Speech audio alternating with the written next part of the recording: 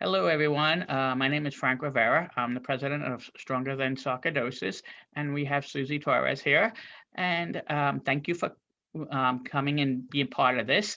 So, tell us a little bit about yourself. Hi, Frank. Thank you for having me. I am Susie Torres, and I'm 50 years old. I live in Utah, and I have sarcoidosis. Where do you have it? Oh, wait, don't. Oh, that is such a great question. I- isn't it funny that, like, right now, I feel like that's kind of a controversial question Yeah. with my doctors. Yes, exactly. Yeah, Oh, so it's an agreement that it's systemic, but okay. at the present time, it doesn't show up in any labs or scans. Oh, okay. All right. Yeah, I've Yeah. had that problem. My doc, my doctor doesn't even do a PET scan anymore. He's like, it's not even worth it. He's like, Wow. If you show symptoms, I'm going to react to those symptoms. And if you're not showing symptoms, I'm not gonna give you any more medicine than I have to do at this point. And I'm sure you probably go through the same thing. Definitely. But one good thing about my recent scan, even though it didn't really show my sarcoidosis, it Hmm. showed that I have a thyroid problem. So now Oh, we're addressing that, and we wouldn't have even known about it without the PET scan. So, yeah, exactly. Okay, that's a good thing. So, I brought you on here to ask you, how has sarcoidosis affected your mental health?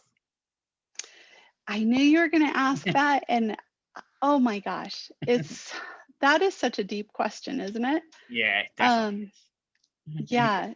So I I've dealt with health issues pretty much all of my life. Mhm, And the first thing, if you've heard my podcast with John Carlin, mhm. then you've probably heard this story before. But back when it happened, we didn't know anything about sarcoidosis. It Mhm. was 2001, and I was every time I would go to work, the stress of actually working gave me a bad cough. And I Mhm. worked in a call center. So that was bad Yeah. because I would start working and taking a couple calls, and I'd have to put people on hold so that I could start hacking my lungs up. And nobody could diagnose me. I actually didn't get diagnosed until 2017. Wow. But in 2001, I actually ended up being the being ill and being undiagnosed caused a lot of anxiety, Mhm. and then I became depressed and suicidal, and I actually ended up being in and out of mental health hospitals trying Mhm. to deal with it. Mhm. And fortunately, I got through that and was able to live a mostly productive life. My sarcoidosis has come up until now in waves. Mhm. Like I'll be really sick for 5 or 6 years, and then, oh, I'm okay now. And I go back to work. And that's really weird Yeah, because then you get this reputation of, oh, well, you're sick when you feel like being e sick, or you exactly. work when you feel like working. Mhm. And so then you get a reputation of not being reliable, and Mhm. that's hard on your self-esteem. Yes, exactly. And so yeah, I've dealt a lot with anxiety and depression associated with all of that. So, like, what if, somebody asked you, like, what what would you tell somebody who has, anxiety or depression or, any mental health issues when it comes any kind of disease or any, what would you tell them? Oh my gosh, you're not crazy. Oh my gosh, life keeps happening when you're even though you're sick, right? Mhm. Yes. So we recently had a house fire, and it happened 2.5 weeks ago. And so my husband and I keep going back and forth to the house for different reasons. We've talked to so many different insurance people and the people that are working on the house and all this stuff. And there was one day we were at the house, and my husband just kind of freaked out, and he was like, "We have to leave. We have to leave now." And so I was like, "Okay, okay, okay." And so we left. Mhm. And like 20 minutes later, he was like, "Oh my gosh, I think I just had my first panic attack." Wow. And so we talked about it. And later he told me that the reason he was able to recognize that that was what had happened to him is because I've been going through this for years. Yeah. And he has been with me and he has talked to me about it. And so he was able to recognize it. And he's like, oh my gosh, I can't believe this is what you experience. Mm.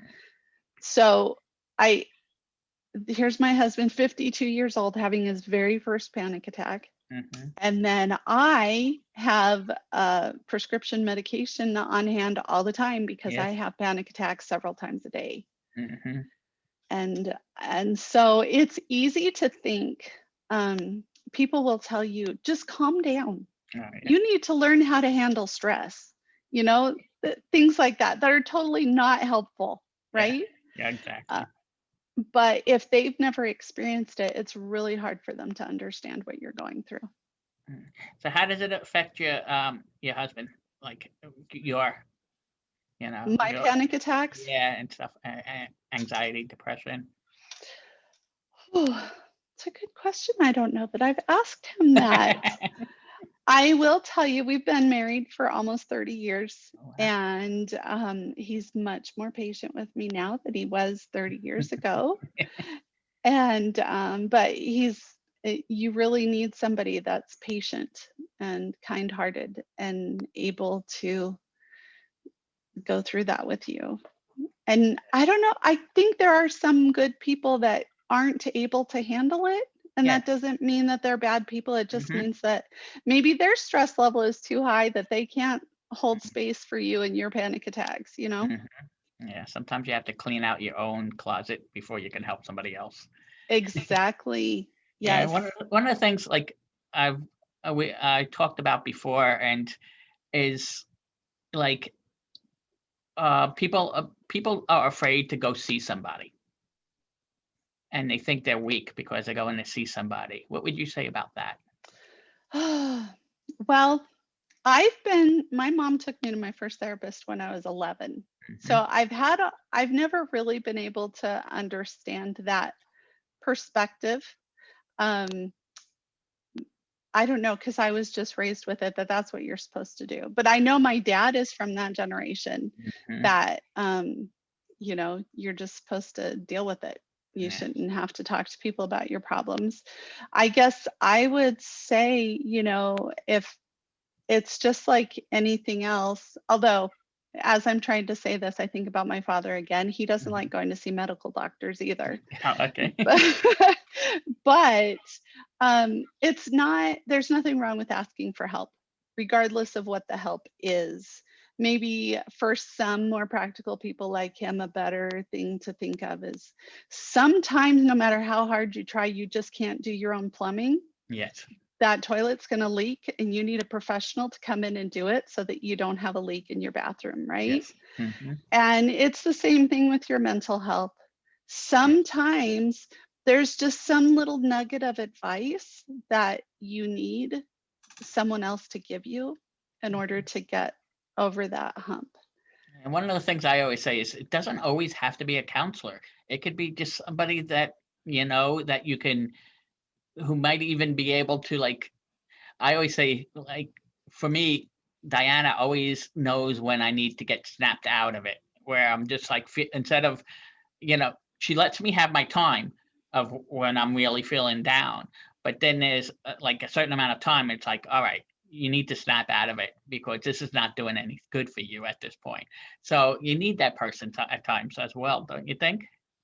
To know the difference between Yeah, holding space for you to feel your pain and when you need to not just wallow in yeah, it. exactly. Because Yeah.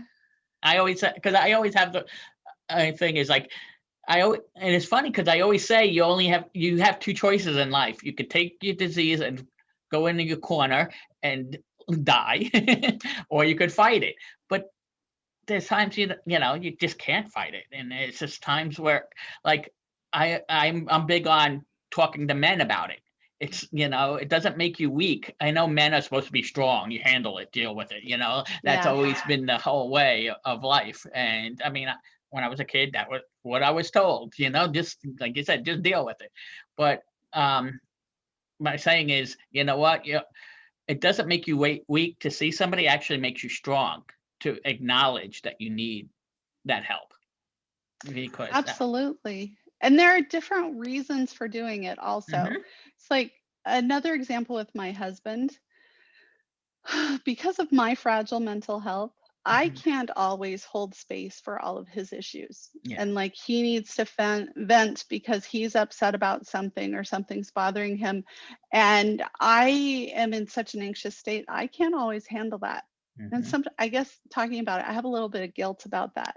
yeah, I However, understand that. he's gotten good about recognizing, okay, I need a therapist right now because I Mhm, need somebody that I can just go and dump all this on, that I don't have to worry about their feelings. yeah, exactly. And another aspect to that is finding the right person, Yeah. because I know I'm a big advocate for firing doctors. And it's the same thing with therapists, which Mhm, with therapists it's a little scarier because I feel like they're even harder to find than doctors yes. sometimes. Mhm, But the wrong therapist can actually make things worse. And yeah, so if in the first meeting or 10th meeting, whatever, you're sitting there and you're like, okay, this person is not helping me. They're actually making things worse. Talking to them is giving me anxiety. You don't need to see that person. yeah. Yeah, if you're having anxiety going to your counselor, then that's not the right person. Right. Seeing your counselor, when I see a good one Yeah, afterwards, I feel a little bit lighter and I yeah, feel like, okay, there's some hope. Okay, they have taught me a new tool that I can use when I'm having a problem. yeah. I've been lucky. I've had basically the same counselor since 2010. So and it was she got sick for a little while, so she had me go see somebody else while she was sick, and me and the other counselor didn't. It just did not gel at all. Oh. It was so like I was like, "Come on, get better, please," for my own sake, no, and not for my, but it. But now she's like almost part of our family. Like everybody in our family knows her and talks to her, and yeah, um, she went to my daughter's sweet 16. I mean, that's how much she's part of their family. But yet, she knows the line, the draw, where the drawer, and she's also that kind of person for me, where she's like, "All right, Frank, stop." You've been sitting in bed, for 5 days. Why? Do you really know why you're doing it? And then we can go into it that way. But it's really hard sometimes to find those people. And like, Yes. I was talking to Cheryl the other day, and we were talking about it, and just saying how, you know, for her, sometimes it's her sister. Sometimes, like for me, like I said, it's my wife at times, and it's just somebody who's going to listen and know when listen, just to listen, or if we start asking questions, know that we do want their feedback on it. And it's rough for caregivers. I give them so much props for what they do. I mean, like I always say, Diana married me knowing I had sarcoidosis, already Right. knowing I had a I was like, "Are you kidding me?" I wasn't on disability yet, but that was not that much further. 3 years later, I ended up on disability. But yeah, so, and I know it's rough on her, so I can imagine, like with your husband and others, and just, so, yeah, one of the, you know, main things, like, what would be your, like, closing message about mental health? Oh, that's a tough one. Oh, the first thing that comes to me when you ask me that is, um, when you feel yourself, okay, so lately I have been bombarded with Mhm, stress. And when I mhm, get like that, I push everybody away. This is going to sound nuts, but I feel like I have too much stress to see a therapist right now. I mhm, just can't handle it. So my advice would be, look around and see if you're shutting out your support system. Are you pushing away all your friends and family and people that care about you? And if the answer is yes, then carefully select one at a time to let people back in. okay, yeah, And because we can't get through this alone. Mhm. We need our support system. So Yeah. don't crawl in. I've got the picture of like a snail crawling into a shell in my Yeah. head, or a turtle. Don't pull all your legs and head in. Peek out and find one little friend, even if you just touched fingers or something. Yeah, exactly. Have some connection. Mhm. So I do want to ask one last thing before. Now I know with everybody having trouble with COVID going on, how is your how is your stress level now, knowing or being undecided on what's going to happen next? Because it looks like we're going backwards. How is So that? Frank, oh, it's so scary. Yeah. I honestly, a few months ago, quit watching the news Yeah. because between politics and COVID, I couldn't handle the stress of the news. It was giving me anxiety. Hmm. And so we've had the house fire. We're living in a hotel. And so, how do you isolate in a hotel? Yeah, really. A family member, I just found out yesterday, a family member that lives in Texas has COVID right Oh, now. wow. And I woke up feeling bad, which happens to us a lot with sarcoidosis, Hmm. right? I felt like I got run over by a truck, and I felt like I had a fever, but I checked it, it was 98.6.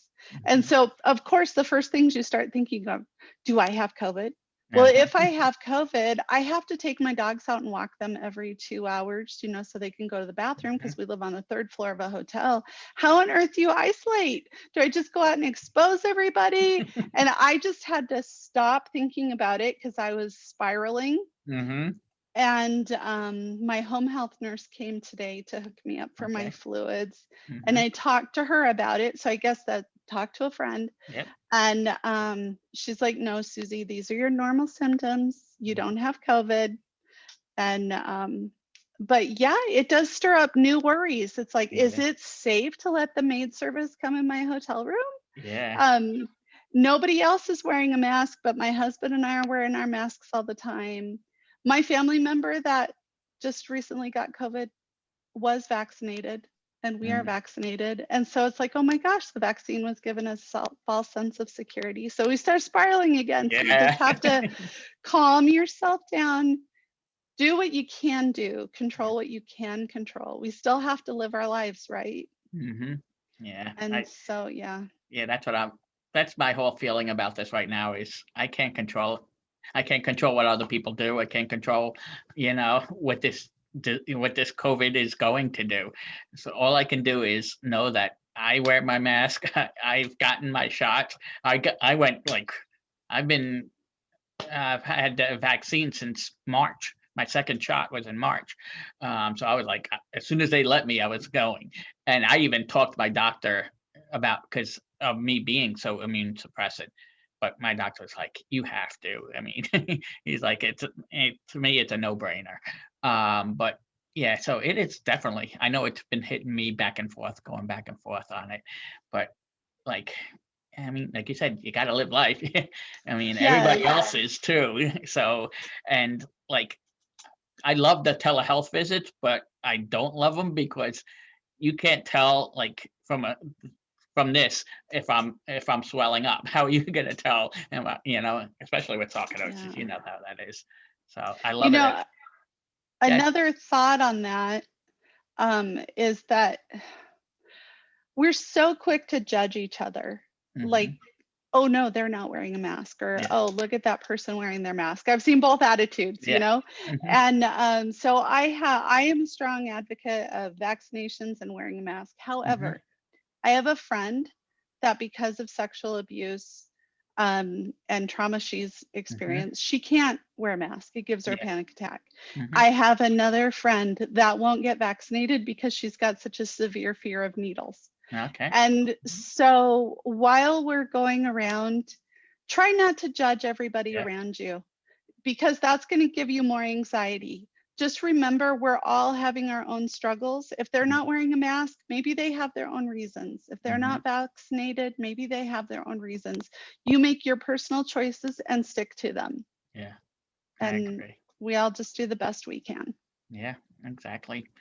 So, any other last words before we close this up? Um, I don't, I can't know think I of throw you anything. kind of threw you under the bus there, but Congratulations on your first anniversary, Frank. Yes, I can't believe That's it's a great. year already. I mean, it just went by so quickly. Like the funny thing is, like, we actually started this during a pandemic. Like, what were you thinking? But Yes, sarcoidosis doesn't stop because of a pandemic. So why should we? That's the way I look at it. that's right. Yeah. So, Just like I I can't hide mean, my hotel room because my dogs still have to pee, right? yeah, exactly. Well, thank you for being a part of this. And like I said, we're gonna have a couple each, one every Monday for the month of August. So we'll look around. We will promote. I'll let you know beforehand, and and there's a whole bunch of other things. I do want to let everybody else know that go to strongerthansarcoidosis.org, and if you look on the calendar, it actually for August it's kind of full. You'll see there's a lot of things that is going on that each one of us as patients have taken on, and trying not to take too much on. So we're doing like one thing each. So, but it's actually pretty fun to see what we're going to be doing. So, all right, thanks again, and um, I will, like I said, I will let you know about everything, okay? And I hope All everything right. works out with the house and everything too. Thank you so much, Frank. All right. Well, I'm just gonna